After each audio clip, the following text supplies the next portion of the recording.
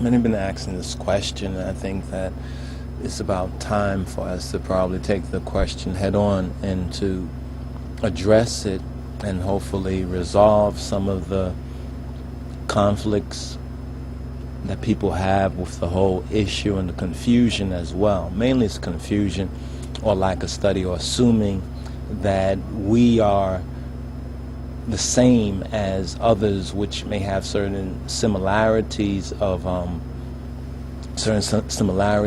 words they may use to describe themselves, or certain cultural historical similarities with us. When we say that we're Ethiopian Hebrews, some seem to think that we're saying that we are Ethiopian Jews. We are not Ethiopian Jews.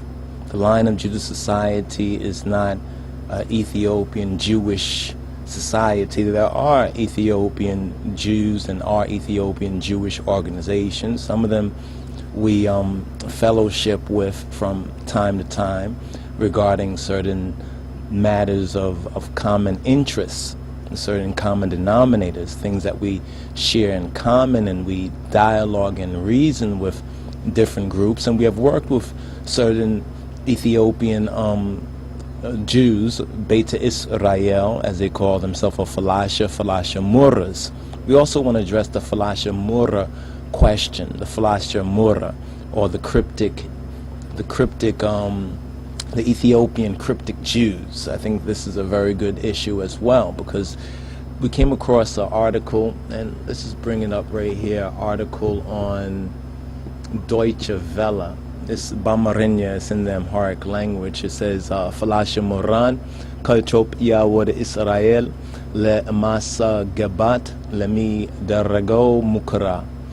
Basically, it's translated to say that that the Falasha Murras from Ethiopia to Israel to immigrate or enter Israel, there's a renewed, or there's an effort, there's a mukara, speaking about the effort to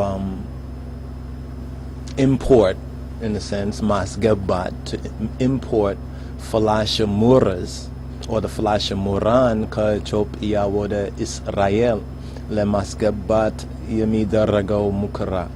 And it's very, very interesting, because there are those who say chop iya yamigenyu ya aihud zeria leng. There's many thousands of them,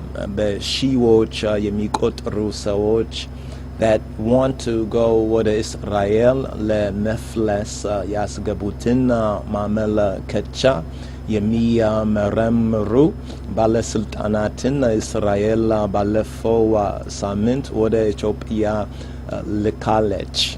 That certain of the authorities from the state of Israel, from the Jebusite Jezreeli state, have sent a delegation to go investigate as to whether there are still remaining Falashas, as they are called. Now, Falasha, and this is speaking to a lot of our people, since we've brought up the subject matter of being linguistically handicapped, we have to understand exactly what Falasha mean. And most people only understand what Falasha mean by translation, other people translating for them. But if you were to study the Ethiopic and the Gu'as, you will see that the word felese, from which Falasha comes from, means one who is exiled, one who has been pushed off of their land, and one who is exiled. So a more correct translation of Falasha would be exiles. So we are here in the West, the Beta Israel, the lost sheep, so-called African American and Afro-West Indians, who were transported over here in fulfillment of Deuteronomy chapter 28 verse 68. We are the true Falashas of the West. We are Ethiopian Hebrews. Oftentimes the media and others, intellectuals within this Eurocentric society, Anglo-American Jewish society, have referred to our ancestors as black Jews. So in some of the literature you would find that has been written about us, and those of us who've written about ourselves ignorantly, not knowing or willing to make believe have written that we are black Jews or Ethiopian Jews. And we're not speaking for those in Ethiopia. We're not speaking for those who have gone to the state of Israel. They have enough people to speak for them, and their issue basically gets a lot of media attention. By the media, even we address certain prominent aspects of the whole issue that comes up. However, for the most part, the Ethiopian so-called Jews don't really care or are not really invested in our struggle. There's a few, but overall, many of them are not invested in our struggle.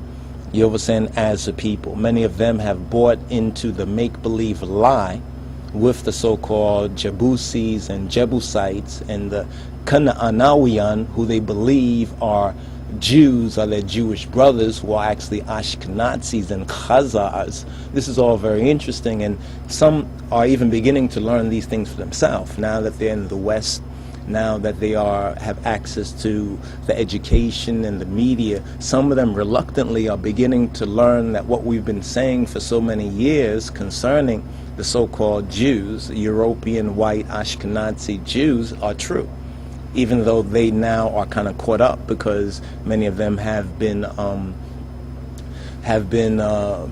transported to the state of Israel, are indebted, are all connected in the Jewish, the pale Jewish establishment which is going on out there, and they're caught up in the army and the war, so forth and so on. Now we do have certain black Hebrew communities in the state of Jezreel over there, such as the Ben-Ami Carter community and the African Hebrews who are in the state of Jezreel in the Dimona area, and those are our direct brothers and sisters. We share more in common with that group of black Hebrews, and some of them may recognize themselves as Ethiopian Hebrews, but overall they call themselves African Hebrews. Those are our brothers and sisters more directly from this experience. They affirm our collective and common biblical and prophetic history of being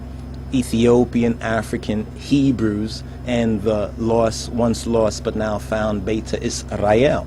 So we're Falashas in the West. We're not, basically, just to sum up this point is concerning certain questions that have been coming forward and assumptions that have been made that we are Ethiopian Jews. We are not Ethiopian Jews, we are Ethiopian Hebrews. And we're going to go into some more detail about the difference between so-called Jew and Hebrew. There's a big difference between Jew and Hebrew. Now, we're of the tribe of Yehuda, we're of the tribe of Judah, but we are not Jews. Jews has a whole different connotation in this modern world system. You understand? In this world, Gentile world system, Jew has a whole different connotation. And it's very important that we understand this about ourselves and don't allow ourselves to continually be misnomered and misnamed and mislabeled by others, while we can articulate our own true history as well as our own true culture.